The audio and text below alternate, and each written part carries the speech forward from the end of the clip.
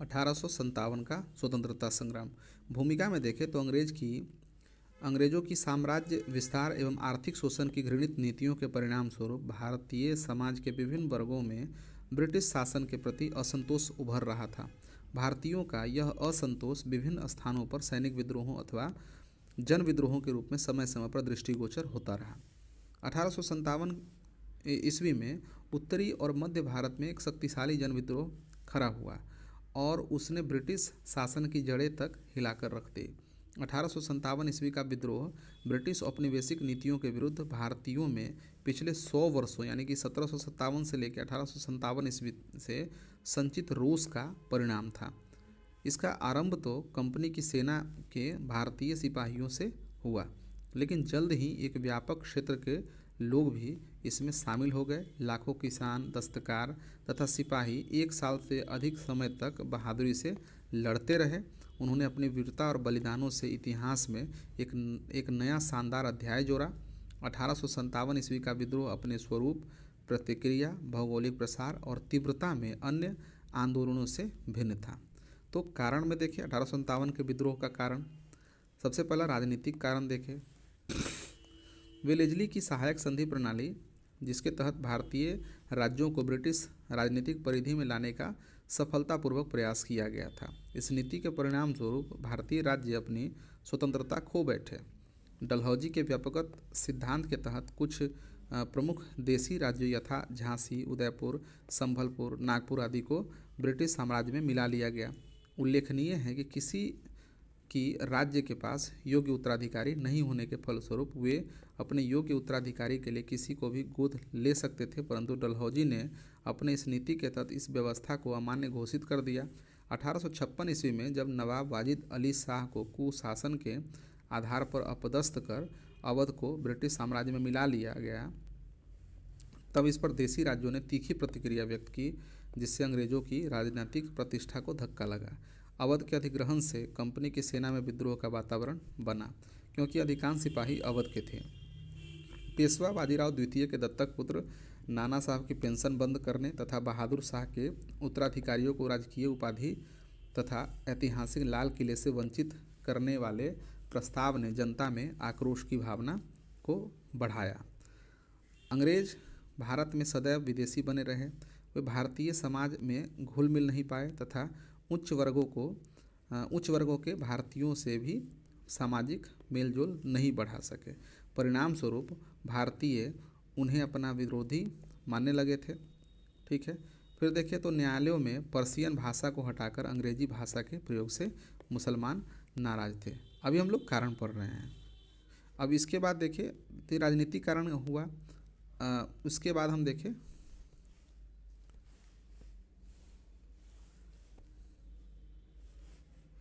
तो ये तो हुआ आपका राजनीतिक कारण। अब आर्थिक कारण देखें तो आर्थिक कारण में देखते हैं कि अंग्रेजों द्वारा ब्रिटिश व्यापारियों एवं उद्योगपतियों के पक्ष में अपनाई जाने वाली नीतियों ने भारतीय हस्तशिल्प उद्योग का पतन कर दिया। परिणाम स्वरूप बड़ी संख्या में शिल्पी व कारीगर बेरोजगार हो गए। अंग्रेजों की भू राजस्व नीतियों, अस्थायी बंदोबस्त, रैयतवारी, महलवारी ने देश के पारंपरिक आर्थिक ढांचे का पूर्णतः विनाश कर दिया। इन नीतियों ने किसानों, हस्तशिल्पियों तथा बड़ी संख्या में परंपरागत जमींदारों, मुखिया वर्ग को निर्धन बना दिया। भारतीय अर्थव्यवस्था पर व्यापार नियंत्रण का गहरा आघात लगा तथा देसी रजवाड़ों के नष्ट होने से अनेक कलाकार, विद्वान एवं धार्मिक उपदेशक राजकीय संरक्षण से वंचित हो गए, जिससे इनकी आर्थिक स्थिति खराब हो गई। फिर देखिए तो न्यायालयों एवं महाजनों के बीच गठबंधन से ऐसी स्थिति पैदा हो गई जिससे भुक्तभोगी सत्ता उखाड़ फेंकने के लिए किसी भी अवसर का स्वागत करने के लिए तैयार थे। इसके बाद देखें तो जटिल न्याय प्रणाली तथा निचले स्तर पर फैले प्रशासनिक भ्रष्टाचार ने आम आदमी को बुरी तरह से प्रभावित किया। तो हमने आर्थिक कारण को देखा। फिर सामाजिक धार्मिक कारण देखें तो पहला कारण देख रहे हैं, लिखा है कि लॉर्ड विलियम बेंटिक तथा डलहौजी द्वारा किए जाने वाले समाज सुधार जैसे कि सती प्रथा, कन्या वध, बाल विवाह का निषेध एवं विधवा पुनर्विवाह आदि को भारतीयों ने सामाजिक व सांस्कृतिक मामलों में अनावश्यक हस्तक्षेप माना तथा अपने धर्म की रक्षा के लिए उठ खड़े हुए। दूसरा देखें तो अंग्रेजों का भारतीयों के प्रति व्यवहार एवं उनकी सोच बहुत अपमानजनक हुआ करते थे वे भारतीयों को काले अथवा सूअर की संज्ञा देते थे। यूरोपीय भारतीयों के साथ किस प्रकार का व्यवहार करते थे, इस संबंध में तिलक ने लिखा है कि कोई भी आत्मसम्मान वाली जाति इसे 1 घंटे के लिए भी बर्दाश्त नहीं करेगी। फिर देखें तो तीसरा हम देखते हैं कि 1813 ईस्वी का चार्टर अधिनियम द्वारा ईसाई मिशनरियों को भारत में धर्म प्रचार की अनुमति दी गई। ऐसे में ईसाई धर्म के प्रचारकों द्वारा अपनाए जाने वाले उपाय यथा बलपूर्वक धर्मांतरण तथा मंदिरों, मस्जिदों तथा उनके पुरोहितों एवं इमामों या लोक उपकारी संस्थाओं की जमीन पर लगान लगाने से भी लोगों की धार्मिक भावनाओं को ठेस पहुंची। फिर देखें तो 1856 ईस्वी के धार्मिक अयोग्यता अधिनियम ने भी हिंदू रीति रिवाजों को परिवर्तित किया। इस अधिनियम के अनुसार ईसाई बनने वाले व्यक्ति को अपने पिता की संपत्ति से वंचित नहीं किया जाएगा। इस प्रकार के कानूनों से हिंदू समाज में असंतोष फैल गया। अगला देखें तो अंग्रेज न्यायाधीश भारतीयों के साथ पक्षपातपूर्ण निर्णय करते थे। सामाजिक दृष्टि से अंग्रेज स्वयं को उच्च नस्ल का मानकर भारतीयों को हे दृष्टि से देखते थे। ये सभी सामाजिक कारण भारतीयों के लिए असहनीय थे। ठीक है। सैनिक कारण में देखें तो अंग्रेजी सेना में भारतीय सैनिक सूबेदार के पद से ऊपर नहीं जा सकते थे। साथ ही यूरोपीय तथा भारतीय सैनिकों के वेतन में असमानता और ब्रिटिश अधिकारियों द्वारा भारतीय सिपाहियों के साथ तिरस्कारपूर्ण व्यवहार ने सैनिकों की भावना को ठेस पहुंचाई, जिसकी परिणति विद्रोह के रूप में हुई। सेना ने भारतीयों के माथे पर तिलक लगाने और पगड़ी बांधने पर रोक लगाई तथा इसकी जगह हैट लगाने को विवश किया, जिसमें चमड़े का एक तुर्रा और पंख लगा होता था। तुर्रा सूअर तथा गाय के चमड़ा का बना होता था। इसे लेकर 1806 ईस्वी में वेल्लोर में सिपाहियों के द्वारा विद्रोह किया गया, जो प्रथम धार्मिक विद्रोह भी था। सैनिकों की निःशुल्क डाक सेवा 1854 ईस्वी के डाकघर अधिनियम द्वारा समाप्त कर दी गई तथा कैनिंग की सरकार ने 1856 ईस्वी में सेना भर्ती अधिनियम पारित कर सैनिकों को समुद्र पार ब्रिटिश उपनिवेशों में सेवा करना अनिवार्य कर दिया। चूँकि समुद्र पार जाना तत्कालीन भारतीय समाज में धर्म के विरुद्ध समझा जाता था, फलतः इस घटना ने सैनिकों का क्रोध भड़क उठा। फिर देखें तो प्रथम आंग्ल अफगान युद्ध 1839 ईस्वी, आंग्ल सिख युद्ध 1845-46 ईस्वी तथा क्रीमिया के युद्ध 1853-56 ईस्वी के में अंग्रेजी सेनाओं की जो पराजय से भारतीय सैनिकों में एक नई ऊर्जा पैदा हुई तथा उन्हें यह लगने लगा कि ब्रिटिश शासन के दिन अब लद गए हैं।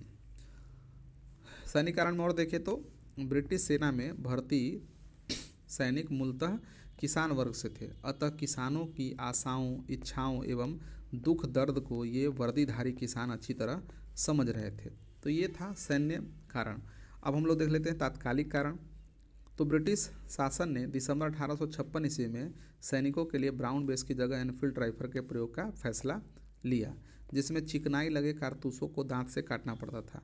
जनवरी 1857 में यह अफवाह फैल गई कि कारतूस में गाय और सूअर की चर्बी लगी है।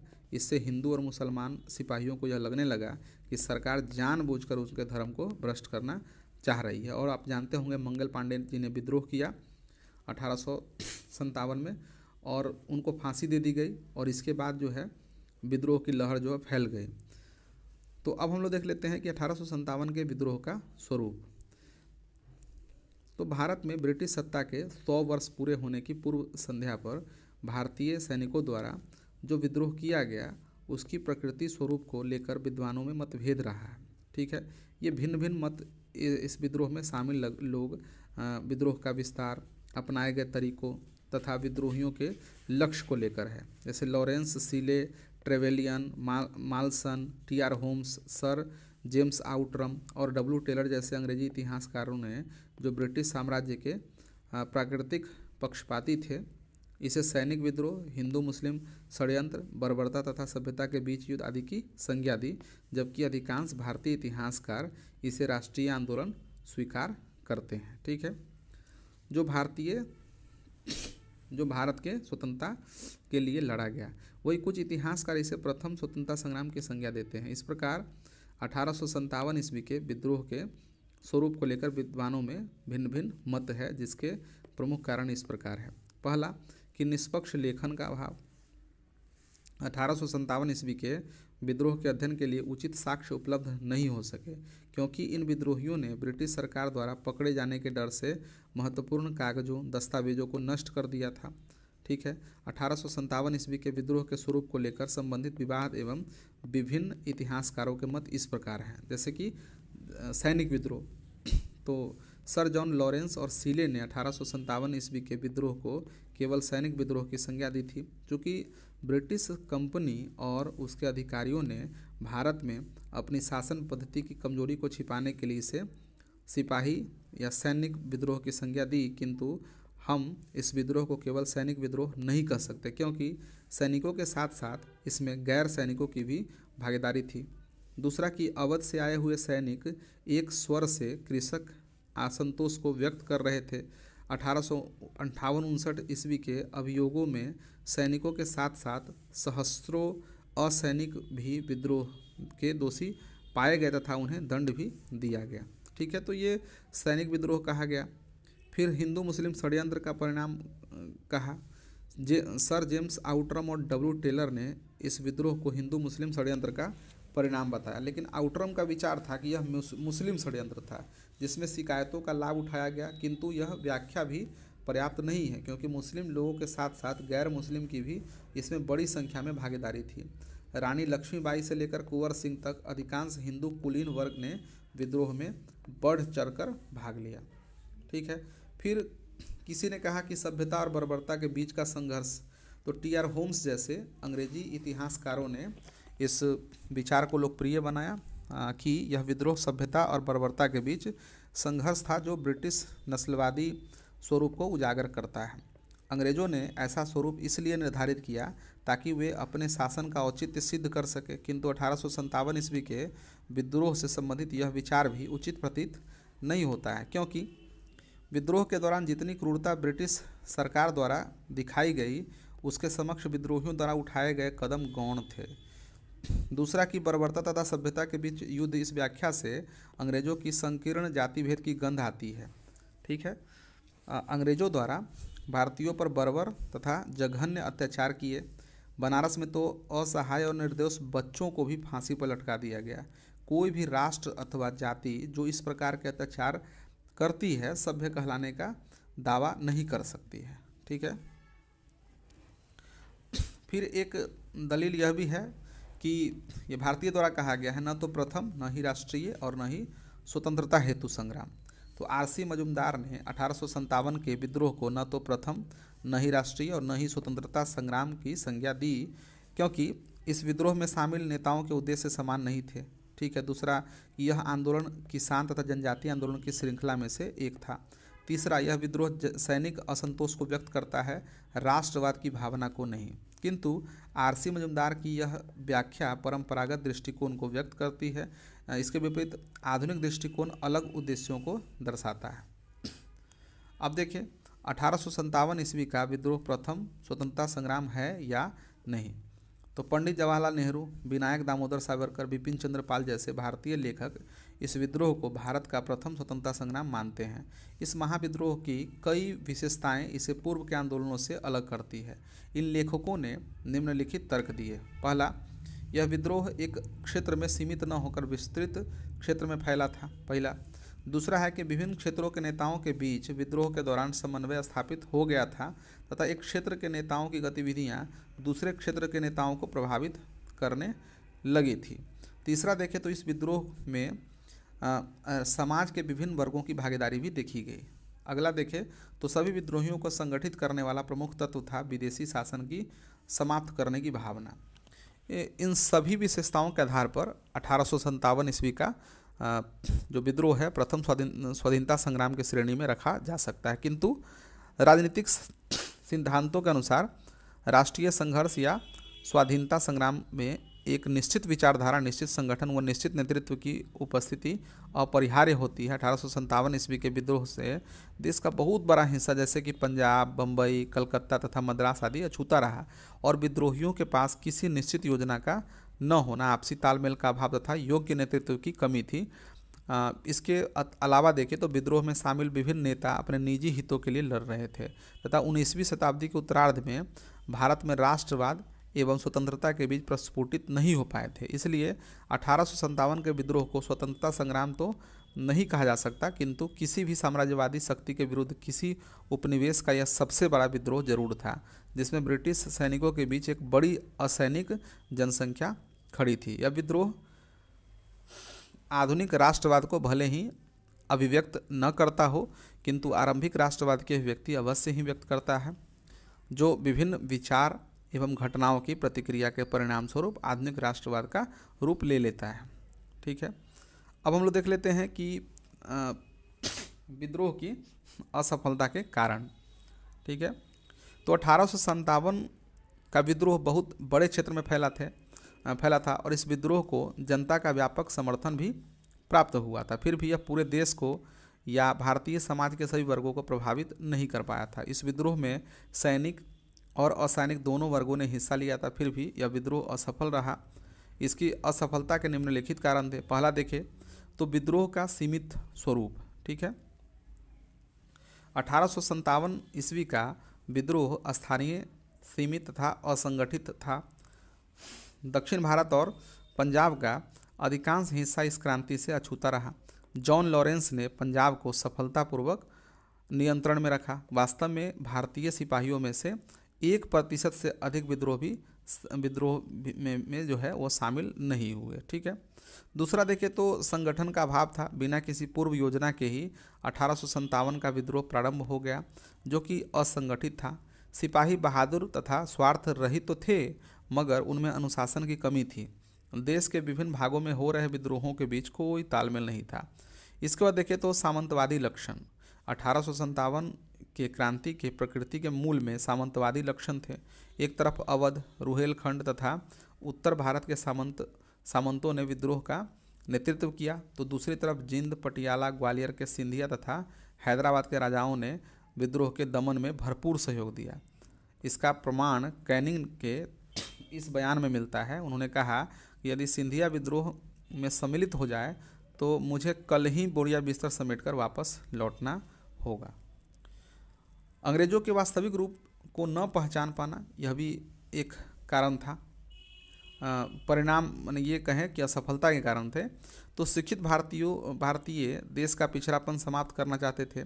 उनके मन में यह गलत विश्वास भरा हुआ था कि अंग्रेज आधुनिकीकरण का काम पूरा करने में उनकी सहायता करेंगे, जबकि जमींदार, पुराने शासकों और सरदारों तथा दूसरे सामंती तत्वों के नेतृत्व में लड़ने वाले विद्रोही देश को पीछे ले जाएंगे। इसलिए शिक्षित भारतीय भी इस आंदोलन से दूर रहे।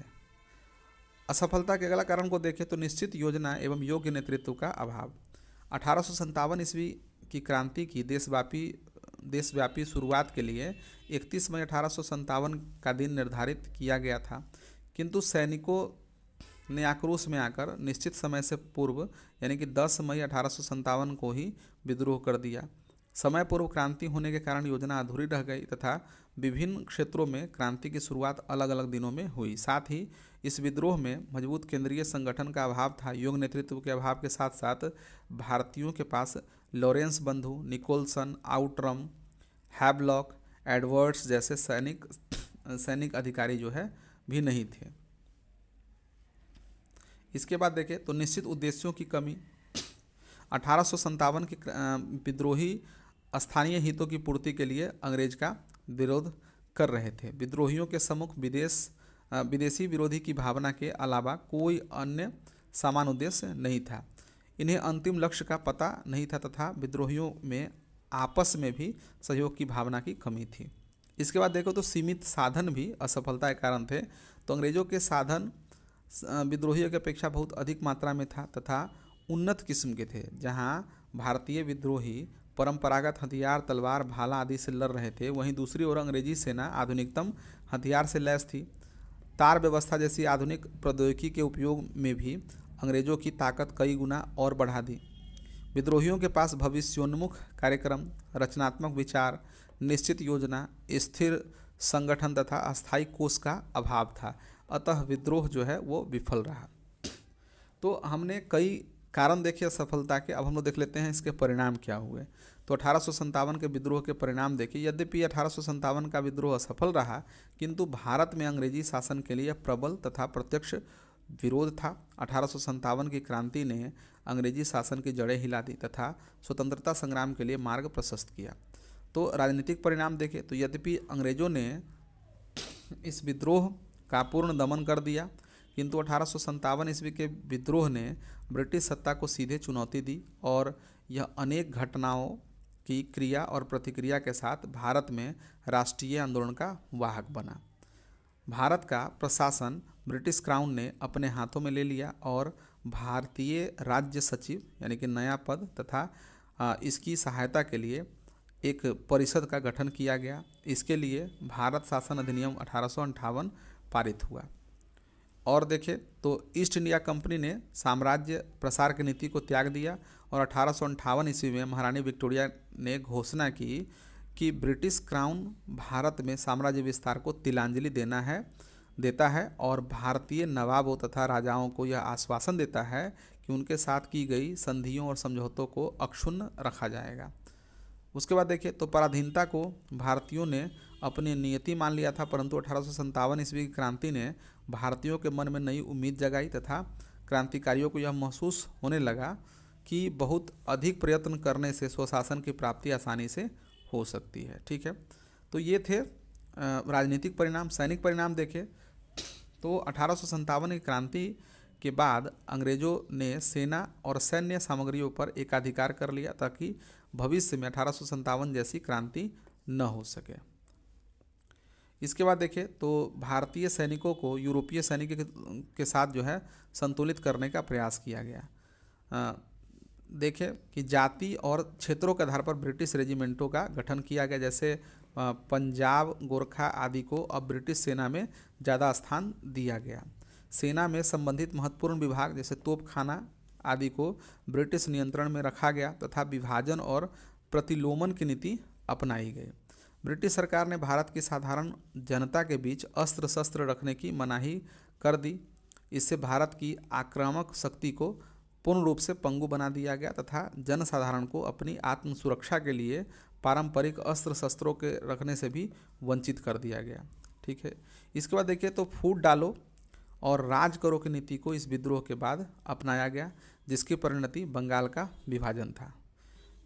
पील आयोग 1857 ईस्वी के विद्रोह के दमन के बाद भारतीय फौज के नव संगठन से संबंधित है। ठीक है, नोट में देखें तो 1857 के विद्रोह के बाद सरकार ने सिपाहियों का चयन गोरखा, सिख, पंजाब तथा उत्तर प्रांत से किया था। तो ये थे सैनिक परिणाम। आर्थिक परिणाम में देख ले तो कृषक असंतोष को कम करने के लिए 1859 में रैयतवारी संशोधित कानून लाया गया। 1857 ईस्वी के विद्रोह के पश्चात अंग्रेजों की साम्राज्य विस्तार की नीति का तो अंत हो गया, परंतु इसके स्थान पर उनकी आर्थिक शोषण की नीति आरंभ हो गई। ईस्ट इंडिया कंपनी के शासन के अंतिम दौर में भारत में कठोर एवं दमनात्मक नीति को अपनाया गया था। 1857 की क्रांति को जन्म देने का श्रेय यदि लॉर्ड डलहौजी की दोषपूर्ण नीतियों को दिया जाए तो इसमें कोई अतिशयोक्ति नहीं होगी। इस क्रांति के बाद भारतीयों के हित में तो ब्रिटिश सरकार द्वारा कोई कदम नहीं उठाया गया, किंतु अनेक प्रकार के आश्वासन अवश्य दिए जाने लगे। तो ये था हमारा आर्थिक परिणाम। अब देख लेते हैं सामाजिक और सांस्कृतिक परिणाम क्या हुआ। तो सामाजिक और धार्मिक मामलों में ब्रिटिश सरकार द्वारा इस विद्रोह के बाद अब अहस्तक्षेप की नीति अपनाई गई। स्थानीय लोग को उनके सम्मान एवं अधिकारों को वापस दिलाने की बात कही गई। 1857 ईस्वी की क्रांति के बाद अंग्रेजी सरकार ने देसी राजाओं के साथ फिर से मित्रतापूर्ण संबंध स्थापित किए। 1857 ईस्वी की क्रांति के पश्चात अंग्रेजी सरकार ने ऐसी शिक्षा पद्धति लागू किए जाने का प्रयास किया जिससे भारतीय अपने धर्म और संस्कृति को भूल जाए तथा पाश्चात्य संस्कृति की ओर आकर्षित हो जाए। 1857 ईस्वी की क्रांति के बाद अंग्रेजों में श्रेष्ठ सभ्यता का मिथक टूटने लगा था और इस क्रांति के बाद अंग्रेज भारतीयों से सावधान तथा अलग थलग रहने लगे थे। इसके बाद देखें तो इस विद्रोह के फलस्वरूप सामंतवादी व्यवस्था चरमरा गई तथा सामंतवादियों की छवि देशद्रोहियों जैसी हो गई, क्योंकि सामंतों ने विद्रोह को दबाने में अंग्रेजों का सहयोग किया था। अब हम लोग देख लेते हैं कि 1857 की क्रांति का महत्व क्या है। तो इसके महत्व निम्नलिखित है। इसने भारतीयों में राष्ट्रवाद की भावना का विकास किया। भारतीयों में राष्ट्रीय भावना का बीजारोपण के साथ उन्हें एकता तथा संगठन का पाठ पढ़ाया। तीसरा देखें तो ब्रिटिश सरकार द्वारा आंतरिक दशा को सुधारने का प्रयास किया गया। इसके बाद चौथा देखें तो भारत में संवैधानिक विकास का सूत्रपात हुआ, जिसमें ब्रिटिश सरकार द्वारा अनेक अधिनियम लाए गए। ठीक है, तो दोस्तों हमने 1857 की क्रांति के सारे बिंदुओं को पढ़ा। अब हम लोग देख लेते हैं कि 1857 क्रांति में बाबू कुंवर सिंह की भूमिका क्या थी। तो भारत की स्वतंत्रता के प्रथम संग्राम के नायक में बाबू कुंवर सिंह का नाम जो है विशिष्ट स्थान है। उस समय देश की गुलामी की जंजीरों में जकड़ा हुआ था। अंग्रेज साम दाम दंड भेद की नीति को अपनाते हुए भारत में अपनी पकड़ को मजबूती से बनाए हुए थी। उनकी एक ही मंशा थी, किसी भी तरह भारत को स्थापित शासन व्यवस्था से तबाह करते हुए ज़्यादा से ज़्यादा क्षेत्रों पर अपना शासन स्थापित करना, ताकि उनकी व्यापारिक स्वच्छंदता बढ़ती जाए और सोने की चिड़िया कही जाने वाली इस भारत भूमि को अपनी मर्जी से लूट सके। सन 1857 के विद्रोह की शुरुआत हुई। मंगल पांडे, रानी लक्ष्मीबाई, तात्या टोपे ने मेरठ, झांसी और कानपुर में मोर्चा खोला। लगे हाथ बहादुर शाह जफर ने दिल्ली में अंग्रेजी हुकूमत मानने से इनकार करते हुए आज़ादी की उद्घोषणा कर दी। बिहार में प्रथम स्वतंत्रता संग्राम के सिपाहियों का नेतृत्व बाबू कुंवर सिंह के हाथों में आया, जो भोजपुर जिले के थे। बाबू कुंवर सिंह का जन्म 1777 ईस्वी में हुआ था। इस तरह 80 वर्ष की आयु में उन्होंने उस साम्राज्य के नुमाइंदों से लोहा लिया जिसका सूरज कभी अस्त नहीं होता था। बाबू कुंवर सिंह के पिताजी साहबजादा सिंह मालवा के राजा भोज के वंशजों में से एक थे और उनके पास एक बड़ी जमींदारी थी। अंग्रेजों की हड़प नीति के चलते उनकी जमींदारी जाती रही। पूरे परिवार में अंग्रेजों के लिए वैमनस्य का भाव आ गया। बाबू कुंवर सिंह के अलावा उनके छोटे भाई अमर सिंह ने भी प्रथम स्वतंत्रता संग्राम में हिस्सा लिया। 1857 का विद्रोह प्रारंभ होने के बाद ब्रिटिशों में एक भय का वातावरण उत्पन्न हुआ। विलियम टेलर, जो कि तत्कालीन पटना का कमिश्नर था, बाबू कुंवर सिंह को संदेह की दृष्टि से देखता था। टेलर ने कुंवर सिंह को पटना आकर मिलने का आमंत्रण दिया, लेकिन मोहम्मद हुसैन और मौलवी अहमदुल्ला के साथ हुए विश्वासघात के कारण उन्हें टेलर के आमंत्रण को ठुकरा दिया। इसी बीच 25 जुलाई 1857 को दानापुर के 3 रेजिमेंट के सैनिकों ने विद्रोह कर दिया। ठीक है, अब देखिए इसका विद्रोह करते हुए शाहाबाद जिले में प्रवेश किया तो कुंवर सिंह ने 4000 सैनिकों की सहायता से ब्रिटिश सत्ता को चुनौती देने की कोशिश की। कुंवर सिंह को आशंका थी कि विद्रोह भड़क सकता है, इसलिए उन्होंने अपने दुर्ग की मरम्मत करवाई तथा अपने दुर्ग में बंदूकें एवं गोला बारूद बनाने का एक कारखाना भी स्थापित करवाया।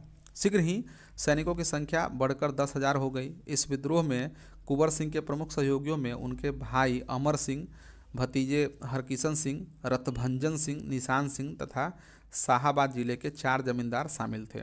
अपने सैनिकों के सहयोग से कुंवर सिंह ने संघर्ष की शुरुआत कर दी। सैनिकों द्वारा पहले प्रयास में तो आरा को मुक्त नहीं कराया जा सका, लेकिन दूसरे प्रयास में आरा पर अधिकार कर लिया गया और स्वतंत्र सरकार की घोषणा करते हुए उन्होंने स्वयं को इस क्षेत्र का शासक घोषित किया। यह विद्रोह इस मायने में विलक्षण रहा कि विद्रोहियों ने अनुशासन को बनाए रखा और किसी भी यूरोपियन की हत्या नहीं की। इस घटना से पूरी हुकूमत सख्ते में आ गई और 500 यूरोपियन और हिंदुस्तानी फौजों के साथ दानापुर के कैप्टन डेनवर सहायता के लिए आरा पहुंचा, जहां 29-30 जुलाई को भीषण लड़ाई हुई, लेकिन कुंवर सिंह ने अपने युद्ध कौशल के जरिए डेनवर को करारी शिकस्त दी। इस युद्ध में कुंवर सिंह ने छापामारी युद्ध कला का इस्तेमाल किया। ऐसा माना जाता है कि उस दौर में कुंवर सिंह और तांत्या टोपे दोनों को ही इस युद्ध कला में महारत हासिल थी। कुंवर सिंह की इस जीत की खुशी में वहाँ की आम जनता ने भी भाग लिया। इस पराजय के बाद ब्रिटिश अधिकारी घबरा गए। मेजर आयर ने प्रधान सेनापति को तार द्वारा आरा अभियान के परिणाम के बारे में बहुत शोकपूर्वक बताया तथा यह शंका भी जताई कि कुंवर सिंह पटना पर आक्रमण कर सकता है। फलतः सोन नदी पर सभी नावों को उसने अपने अधिकार में ले लिया। इसी बीच इलाहाबाद की ओर प्रस्थान कर रही मेजर विंसेंट आयर की सेना को आरा पर आक्रमण करना पड़ा। कुंवर सिंह के साथ 2 से 3 अगस्त तक घमासान युद्ध हुआ। इस युद्ध में तोपों ने एक बड़ा फर्क पैदा किया। फलतः कुंवर सिंह की स्थिति कमज़ोर पड़ने लगी। गुरिल्ला युद्ध का सहारा लेने के बावजूद आरा के साथ साथ जगदीशपुर भी अंग्रेजों के अधिकार में आ गया। यद्यपि इस युद्ध में कुंवर सिंह को आरा छोड़ना पड़ा, लेकिन उन्होंने अपना साहस नहीं छोड़ा। मेजर आयर द्वारा उनका पीछा किया गया, उनका महल तक जला दिया गया, लेकिन तमाम कोशिशों के बावजूद कुंवर सिंह मेजर आयर के हाथ नहीं आए। कुंवर सिंह अब छापामार हमले कर अंग्रेजों को परेशान करने लगे। कुंवर सिंह ने पश्चिमी बिहार के जंगल में सोन नदी के किनारे अपना अस्थायी डेरा जमाया और छापामार हमले के जरिए अंग्रेजों की नाक में दम कर दिया। अपने प्रभावी खुफिया तंत्र के बदौलत उन्होंने लगभग 6 महीने तक यह स्थिति बनाए रखी। इस दौरान उन्होंने अपने सैन्य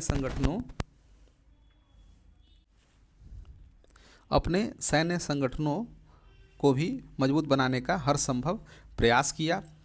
इसी दौरान कैमूर की पहाड़ियों में मोर्चाबंदी करके कुंवर सिंह के भाई अमर सिंह ने लंबे समय तक सरकार के विरुद्ध संघर्ष जारी रखा, जबकि खुद कुंवर सिंह सासाराम से रोहतास पहुंचे, जहां रामगढ़ बटालियन के विद्रोही सैनिक ने उनको अपना नेता माना। इस सैनिकों के साथ लेकर वो मिर्ज़ापुर और रीवा होते हुए बांदा पहुंचे। पूर्वी अवध में अंग्रेजी सेना की पकड़ ढीली होने की खुफिया सूचना मिलते ही कुंवर सिंह ने बनारस, आजमगढ़ और इलाहाबाद पर हमला कर आरा और जगदीशपुर का बदला लेने की योजना बनाई। बांदा में ही उन्होंने तात्या टोपे से मिलने की कोशिश की, फिर लखनऊ के रास्ते कानपुर पहुंचे और नाना साहब के साथ मिलकर अंग्रेजों के विरुद्ध कानपुर के विद्रोह में भाग लिया। नाना साहब का 29 नवंबर 1857 को कानपुर पर कब्जा हो जाने के बाद कुंवर सिंह आजमगढ़ की ओर बढ़े। रास्ते में अली करीम एवं उनके सहयोगी 300 सिपाहियों के साथ कुंवर सिंह की सेना में जा मिला। उधर घाघरा नदी के पुराने घाट पर इनके भतीजे 1800 सैनिकों के साथ उपस्थित थे। कंपनी के अधिकारियों द्वारा कुंवर सिंह को आगे बढ़ने से रोकने की भरपूर कोशिश की गई। उनकी गिरफ्तारी के लिए 10,000 का इनाम भी रखा गया था, लेकिन उनकी सामरिक सूझबूझ के आगे दुश्मन की तमाम कोशिशें नाकाम रही। ठीक है। और आजमगढ़ से पूर्व अतरौलिया में उनके अन्य सभी साथी भी आ मिले। कर्नल मिलमैन आजमगढ़ की सुरक्षा के लिए वहां पहले से ही मौजूद था। 22 मार्च 1858 को अतरौलिया के मैदान में ज़बरदस्त लड़ाई हुई। इस युद्ध में कुंवर सिंह के रण कौशल के सामने मिलमैन की सेना टिक न सकी और कुंवर सिंह की सेना को विजय प्राप्त हुई। अपनी विजयी सेना के साथ कुंवर सिंह ने आजमगढ़ में प्रवेश किया और किले पर उनका अधिकार हो गया। बाद में कर्नल डेंस द्वारा आजमगढ़ पर आक्रमण किया गया, किंतु वह विफल साबित हुआ। कुंवर सिंह की आजमगढ़ की सफलता से अंग्रेज काफ़ी भयभीत थे। तत्कालीन गवर्नर जनरल लॉर्ड कैनिंग ने कुंवर सिंह के विरुद्ध कड़ी सैन्य कार्रवाई के आदेश दे दिए। परिणाम स्वरूप ब्रिटिश सैनिकों का दबाव उन पर बढ़ने लगा। लखनऊ से लुगाड़ और इलाहाबाद से लॉर्ड काके ने अपनी अपनी सेना के साथ आजमगढ़ की ओर प्रस्थान किया। कुंवर सिंह को इस बात की भनक पहले से लग गई, फलतः उन्होंने तुरंत आजमगढ़ छोड़ देने का निर्णय किया। उन्होंने अपनी कूटनीतिक दूरदर्शिता का परिचय देते हुए अपनी सेना को 2 टुकड़ों में बांट दिया। सेना की एक टुकड़ी के साथ वे गाजीपुर की तरफ बढ़े और दूसरी टुकड़ी को आजमगढ़ में ही रोक दिया। उनका मुख्य उद्देश्य जगदीशपुर लौटना था।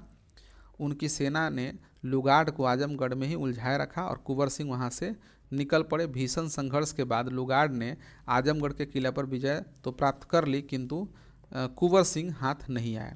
लुगाड़ द्वारा डगलस को कुंवर सिंह का पीछे लगाया गया। कुंवर सिंह को पकड़वाने के लिए अंग्रेजों द्वारा 25,000 के पुरस्कार की घोषणा की गई। डगलस ने 17 अप्रैल 1858 को आक्रमण कर दिया, लेकिन कुंवर सिंह की रण कौशल और सूझबूझ के कारण उनको मुँह की खानी पड़ी। कुंवर सिंह 20 अप्रैल 1858 को गाजीपुर के मन्नाहार गांव पहुंचे। गांव के लोगों द्वारा उनका स्वागत एक विजेता के रूप में किया और उनकी सेना को गंगा नदी पार करवाने के लिए गांव के लोगों ने बड़ी संख्या में नौका की व्यवस्था की। लेकिन इसी बीच डगलस का आक्रमण हो गया और उसे दोबारा मुँह की खानी पड़ी, किंतु इस युद्ध में कुंवर सिंह स्वयं भी घायल हो गए और इसी घायल अवस्था में उन्होंने गंगा नदी को पार किया। इस आक्रमण में वीर कुंवर सिंह का एक हाथ और एक पैर बुरी तरह से घायल हो गया। कुंवर सिंह को अपनी बुरी तरह से घायल हाथ से काफ़ी परेशानी हो रही थी, इसलिए उन्होंने अपना हाथ काटकर गंगा मैया को चढ़ा दिया, फिर भी उनका जोश कम नहीं हुआ और वे घायल अवस्था में ही वीरतापूर्वक लड़ते हुए सैकड़ों मीलों तक दूरी तय की और 23 अप्रैल 1858 को अपने घर जगदीशपुर पहुँचे। कैप्टन ली ग्रैंड ने इसी समय जगदीशपुर पर धावा बोल दिया। घायल अवस्था में ही इन्होंने ब्रिटिश सेना को मुंहतोड़ जवाब दिया और उन्हें बुरी तरह से पराजित किया। 300 ब्रिटिश सैनिकों में मात्र 20 से 30 ही वापस लौट सके। इसी तरह अपनी अंतिम लड़ाई में जीत हासिल करने के 3 दिन बाद 26 अप्रैल 1858 को बाबू कुंवर सिंह ने अपनी मातृभूमि का स्मरण करते हुए अपने प्राण त्याग दिए, किंतु उनकी मृत्यु के समय भी उनके जगदीशपुर के किले पर आज़ाद देश का झंडा लहरा रहा था। इस तरह वीर कुंवर सिंह देश के स्वतंत्रता आंदोलन के इतिहास में मरकर भी अमर हो गए। उनमें विद्यमान त्याग, बलिदान, दूरदर्शिता और राष्ट्रीयता की भावना ने देश के अन्य स्वतंत्रता सेनानियों के लिए प्रेरणा स्रोत का काम किया। अब हम लोग देख लेते हैं कुंवर सिंह के भूमिका का मूल्यांकन। तो यह स्पष्ट है कि 1857 के विद्रोह में कुंवर सिंह ने न केवल दिशाहीन विद्रोही सैनिकों का नेतृत्व प्रदान कर एकता के सूत्र में आबद्ध करने का प्रयास किया, बल्कि ब्रिटिश सत्ता का संगठित प्रतिरोध करते हुए उन्होंने बिहार के विद्रोह को क्षेत्रीय दायरों से बाहर निकालने का भी प्रयास किया गया।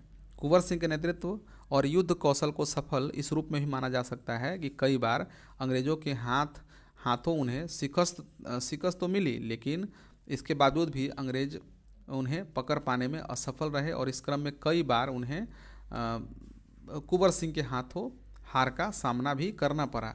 इतिहास में पहली बार देखने को मिला कि 80 साल का एक बूढ़ा, ठीक है, वीर कुंवर सिंह जैसे किसी व्यक्ति ने युवा जोश के साथ अपने बूढ़े हाथ में तलवार लेकर साम्राज्यवाद को चुनौती दी और जुलाई 1857 के से लेकर अप्रैल 1858 के बीच महज 9 माह में 15 भयानक लड़ाइयाँ लड़ी।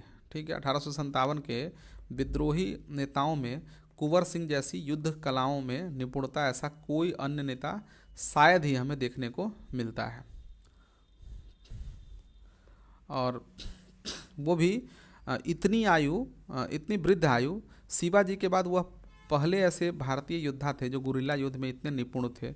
अल्प संगठन, अल्प साधन, अल्प सैन्य शक्ति और धन के अभाव के बावजूद भी उन्होंने जो युद्ध कौशल दिखाया और सब तरह से संपन्न अंग्रेजों के छक्के छुड़ाए, वह सही मायनों में अद्भुत था। निश्चित रूप से बिहार के स्वतंत्रता संग्राम के वीरों में बाबू कुंवर सिंह का नाम हमेशा अग्रणी रहेगा और लोगों को इनसे प्रेरणा मिलती रहेगी। ठीक है, तो दोस्तों हम लोगों ने 1857 की क्रांति और वीर कुंवर सिंह की भूमिका, उनकी भूमिका का मूल्यांकन किया। ठीक है, मिलते हैं अगले